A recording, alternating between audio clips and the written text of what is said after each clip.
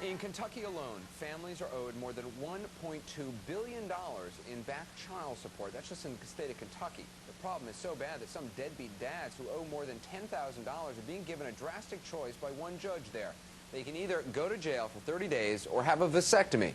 Judge Michael Foellger, who says he has the legal authority to issue such a controversial option, joins us now from Cincinnati. Judge Foellger, thanks for being on the program. Sure. You've been doing this for over a year now. How many men have you proposed this to? I'd say about 6. It's been about a half a dozen. How many have taken you up on it? Most of them. I've only had one just flat out not accept the offer, in other words, the option, and just said, just give me the 30 days.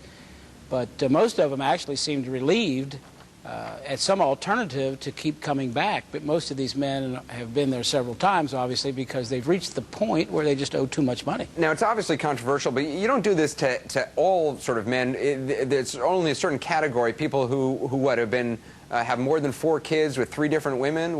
How do you decide who you sentence or suggest this to?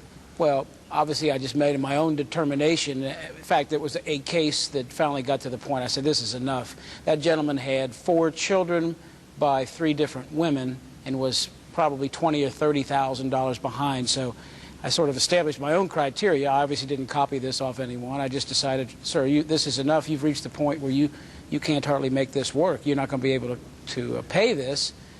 So let's don't have any more. So because he was so far behind and in contempt of court, I sentenced him to the 30 days, which is the practice, and then said, you know, I'll give you an option. If you'll get a vasectomy, I'll probate the 30 days. So